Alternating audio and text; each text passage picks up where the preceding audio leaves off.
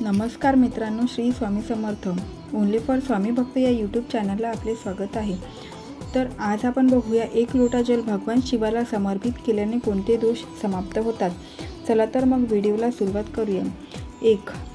भगवान भोले बाबा म्हणतात, तू माझ्यापाशी आलेला आहेस, मागू काहीच नको, फक्त मला जे स्नान घातले आहेत ते माझ्या चरणांपर्यंत घेऊन जाय आणि ते जल सगळ्या घरात शिंपडून ते तुझ्या घरात सुख संपदाने घर भरवणे माझे काम आहे।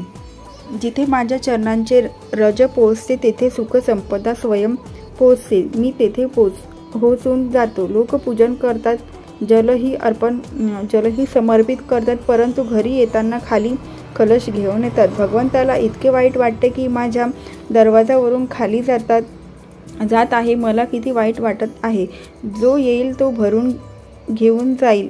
घरी येताना 2 थेंब की होईना जल घेऊन यावे, त्यात बरकत आहेत। 2. आपण घरातून जल घेऊन जातो। या सृष्टीवरील जेवढ्या नद्या आहेत, जेवढे सरोवर, जेवढे तलाव, जेवढे कुंड, त्या साऱ्या तीर्थांचे संपूर्ण जल जेव्हा आपण घरातून जल घेऊन निघतो तेव्हा त्या साऱ्या तीर्थांचे जल आपल्या कळशांमध्ये येते। जेव्हा आपण ते जल भगवान शिवावर समर्पित करून देऊन 2 थेंब चरणांपर्यंत घेऊन जातो, शिवपुराणात सांगण्यात येते की पद्मपुराणांना सांगण्यात येते की ते जल साधारण राहत नाही। गंगाजल बनवून ते आपल्या घराला पवित्र करण्यासाठी पोचते, ते पवित्र गंगाजल बनून जाते।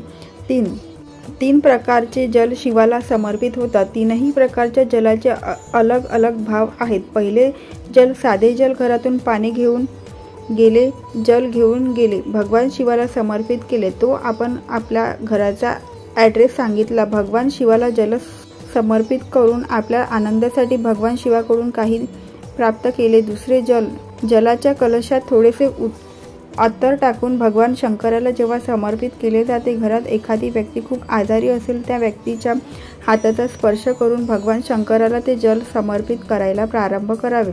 फक्त 5 किंवा 7 दिवस हे जल समर्पित करावे। 7 दिवसानंतर त्या व्यक्तीची क्रम बघावे, किती आराम लागला आहे, औषधे काम करायला प्रारंभ केले की नाही हे बघावे।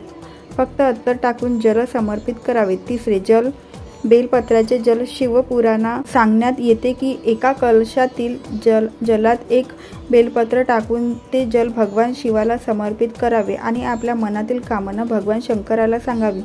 केवळ बेलपत्राच्या माध्यमातून सांगावी, बोलून नाही सांगायची आहे। भगवान शंकर आपली कामना पूर्ण करतात। 4. आपण रोज मस्तकावर त्रिपुंड लावू शकत नसाल, भस्म चंदन लावू शकत नसाल तर शिवलिंगावर जे जल समर्पित केले जाते त्या जलाला आपल्यावरती थोडी शिंपडावे, तर 24 तास एनर्जी राहते।